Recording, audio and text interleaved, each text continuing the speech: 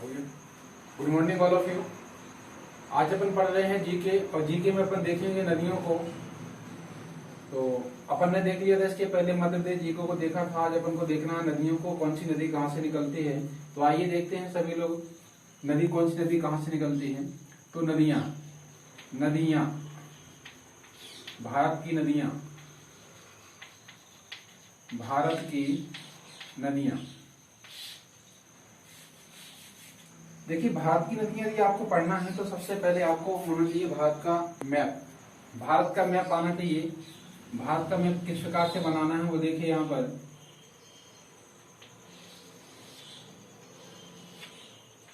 रोहित देखते चल रहे हैं आप।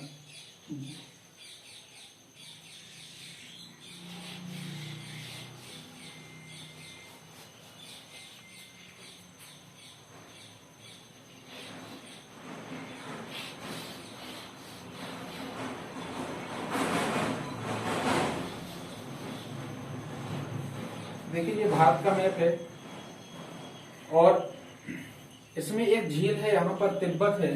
तिब्बत के पास में एक झील है और झील का नाम है मानसरोवर झील। मानसरोवर झील।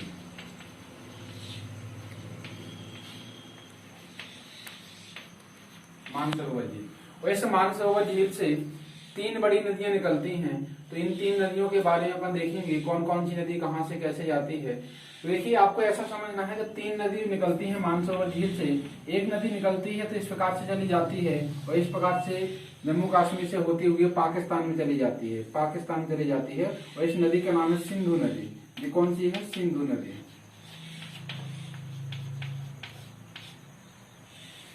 इसके बाद देखिए एक नदी यहां से निकलती है और इस प्रकार से अरुणाचल प्रदेश से इंडिया में प्रवेश करती है और ये चली जाती है आपकी यहाँ पर बंगाल की खाड़ी में। इस नदी का नाम है ब्रह्मपुत्र नदी। ब्रह्मपुत्र नदी।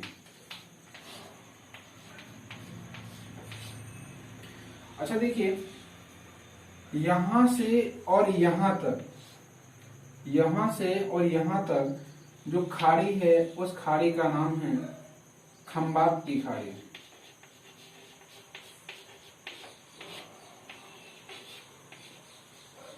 खंबात की खाड़ी।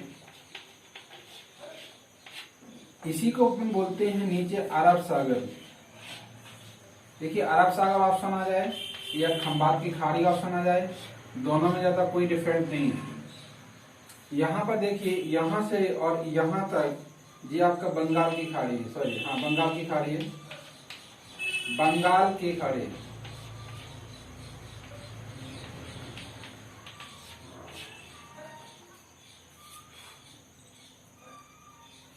इसके बाद देखिए यहां से नीचे जो है ये हिंद महासागर है, इंडियन ओशन। हिंद महासागर। हिंद महासागर। तो यहां से इंडिया तीनों तरफ से, यहां से खंबात की खाड़ी से, यहाँ बंगाल की खाड़ी से, यहाँ हिंद महासागर से घिरा हुआ है। देखिए ऐसे कौन से महासागर का नाम किसी देश के नाम पर पड़ा हुआ है? तो हिंद महासागर का नाम इंडिया के नाम पर पड़ा हुआ है। तो किस महासागर का नाम किसी देश के नाम पर पड़ा हुआ है? हिंद महासागर का नाम किसी देश के नाम पर पड़ा हुआ है, वो भी इंडिया के नाम पर पड़ा हुआ है। ठीक है, ये खंबात की खाड़ी है। यहाँ पर मतलब आपकी दिशाएं भी देखते हैं तो ये पूरब दिशा होती है, ये पश्चिम दिशा होती है, ये उत्तर दिशा होती है, ये दक्षिण दिशा होती है। तो देखिए दक्षिण दिशा में खंबात की खाड़ी है, पूर्व दिशा में बंगाल की खाड़ी। यहाँ पे आप लोगों को पता है कि यहाँ पे हिमालय पर्वत लगा हुआ है। यहाँ पे कच्छ की खाड़ी भी है। ये वाला भाग जो है कच्छ की खाड़ी है। कच्छ की खाड़ी है। कच्छ की खाड़ी। तो ये कच्छ की खाड़ी है, ये खंबात की खाड़ी है। यहां से यहां तक ये बंगाल की खाड़ी है। यहाँ पे आपको पता है बांग्लादेश स्पर्श करता है इंडिया को, यहाँ पाकिस्तान स्पर्श करता है, ये चीन स्पर्श करता है, यहाँ पे नेपाल स्पर्श करता है, यहाँ भूटान स्पर्श करता है और यहाँ पे म्यांमार स्पर्श करता है, यहाँ पे अफगानिस्तान स्पर्श करता है इंडिया को। तो देखिए मानसरोवर, अब आपको ऐसा समझना है कि जो खंबात की खाड़ी है, खंबात की खाड़ी या अरब सागर में जितनी भी नदियां आकर गिरेंगी वो एस्चुरी बनाएंगी। क्या बनाएंगी? वो एस्चुरी बनाएंगी। खंबात की खाड़ी में जितनी भी नदियां आकर के गिरेंगी वो सभी की सभी नदियां क्या बनाएंगी, एस्चुरी बनाएंगी। एस्चुरी कैसे बनता है, जब जब कोई नदी एक सीधी जाकर के ऊपर से नीचे गिरती है तब एस्चुरी बनता है। और जितनी भी नदियां बंगाल की खाड़ी में गिरेंगी वो बनाएंगी डेल्टा। क्या बनाएंगी, डेल्टा। ये डेल्टा का साइन होता है, डेल्टा बनाएंगी। क्या बनाएंगी वो नदियां, डेल्टा बनाएंगी। डेल्टा क्यों बनाएंगी, यदि कोई नदी मान लीजिए ऊपर से आती है, स्पीड से आती है और फिर छोटी सी उसे चढ़ने को पड़ता है, मतलब ऊंचाई में चढ़ने को पड़ता है। यदि कोई नदी मान लीजिए पहाड़ से आती है और फिर इसके बाद उसे ऊंचाई में चढ़ना पड़ता है, तो क्या है, पहाड़ से वो मिट्टी बहा करके लाती है। जैसी ऊंचाई पर चढ़ने पड़ता है उसे, तो उसकी स्पीड, पानी की स्पीड घट जाती है। पानी की स्पीड घट जाने के कारण जो पहाड़ों से मिट्टी बहा करके लाई है वो मिट्टी इस प्रकार से जम जाती है। और जब मिट्टी इस प्रकार से जम जाती है तो क्या होता है कि पानी यहाँ से और यहाँ से निकलने लगता है, तो ये भाग इस प्रकार से बन जाता है। इसी भाग को अपन क्या बोलते हैं, डेल्टा बोलते हैं। और यानी मिट्टी यहाँ पे जम जाती है, इसको डेल्टा बोलते हैं। और इंडिया का सबसे बड़ा डेल्टा यहीं पे बनता है, उस डेल्टा का नाम है सुंदरबन का डेल्टा। सुंदरबन का डेल्टा इंडिया का, विश्व का सबसे बड़ा डेल्टा, इंडिया का तो है ये, विश्व का सबसे बड़ा डेल्टा यहीं पे बनता है, इंडिया बनता है सुंदरबन का डेल्टा। तो देख लीजिए सुंदरबन को, डेल्टा को कौन कौन सी नदियां बनाती है वो भी अभी हम आपको बताएंगे। देखिए आपको ऐसा समझना है, याद करने के लिए कि मानसरोवर की 3 बेटियां थी, मानसरोवर की 3 बेटियां थी। तो तीनों बेटियों में आपस में लड़ाई होती है। जब तीनों बेटियों में आपस में लड़ाई होती है तो अपने अपने रास्ते तीनों बेटियां बदल देती हैं, चेंज कर देती हैं। कैसे चेंज कर देती हैं कि जो ब्रह्मपुत्र नदी है, सॉरी जो आपकी सिंधु नदी है, ये पूरब से पश्चिम की ओर बहने लगती है। जो ब्रह्मपुत्र नदी है वो पश्चिम से पूरब की ओर बहती हुई बंगाल की खाड़ी में गिर जाती है।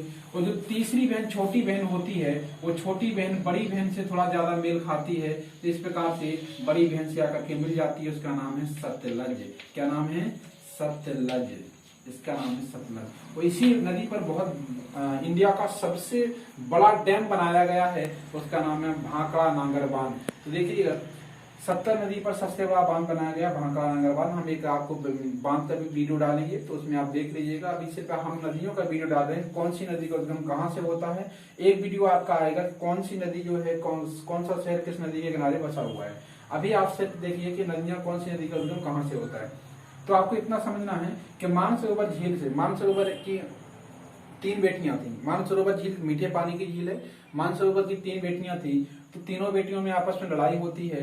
तो सिंधु बेटी है, सर चली जाती है, पाकिस्तान से खंबात की खाड़ी में गिर जाती है। और ब्रह्मपुत्र जो है, ब्रह्मपुत्र इस प्रकार से अरुणाचल प्रदेश से इंडिया में प्रवेश करती है और बंगाल की खाड़ी में गिर जाती है। तो ये खंबात की खाड़ी में गिरती है, वो बंगाल की खाड़ी में गिरती है। इसके बाद जो सतलज नदी है, सतलज बेटी है छोटी वाली, तो छोटी वाली बेटी आकर के किससे मिल जाती है, बड़ी वाली बहन के साथ में मिल जाती है। यानी सतलज जो है बड़ी वाली के साथ में मिल जाती है, वो भी कहाँ गिरी है, आपकी खंबात की खाड़ी में गिरेगी।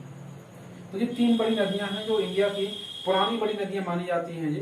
तो और ब्रह्मपुत्र जो नदी है, ब्रह्मपुत्र नदी भी इंडिया में प्रवेश करती है, चाइना और इंडिया में आती है वापस। और ये जो सिंधु नदी है जो इंडिया और पाकिस्तान में होती है, कहाँ गिर जाती है, खंबात की खाड़ी में गिर जाती है। ठीक है, इसके बाद देखिए यहाँ से बहुत सारी नदियां निकलती हैं। इनका उद्गम स्थान आपको देखिए, उद्गम स्थल देखिए आप, और किस प्रकार से ये नदियां निकलती हैं, और इन नदियों के से जहां से ये नदियां निकलती हैं उनको अपन बोलते क्या हैं वो देखना है आपको। तो देखिए यहां से एक नदी निकलती है, उसका नाम है चिनाव नदी। चिनाव नदी कौन सी नदी, चिनाव, जम्मू कश्मीर से निकलती है। शेषनाग झील यहाँ जम्मू कश्मीर में ही है, शेषनाग झील है। यहां से एक नदी निकलती है झेलम नदी, झेलम। वो यहीं से एक नदी निकलती है राबी नदी, राबी, और यहीं से निकलती है ब्यास नदी, जो राबी मिल जाती है, ब्यास नदी। तो इस प्रकार से देखिए आप 1 2 3 4 और 5, ये 5 नदियां जिस क्षेत्र से निकलती हैं, जिस क्षेत्र से निकलती हैं, इस क्षेत्र को बोला जाता है इस क्षेत्र को बोला जाता है पंजाब। क्या बोला जाता है, पंजाब। तो क्वेश्चन आता है तो कि पंजाब का नाम पंजाब क्यों पड़ा, क्योंकि यहाँ से 5 नदियां निकलती हैं। कौन कौन सी, चिनाव, सतलज, रावी, झेलम, ब्यास, ये 5 नदियां निकलती हैं। तो 5 नदियां जिस स्थान से निकलती, जिस एरिया से निकलती हैं, उस एरिया को बोला जाता है पंजाब। क्या बोला जाता है? पंजाब बोला जाता है। देखिए यहाँ की और भी नदियां हम आपको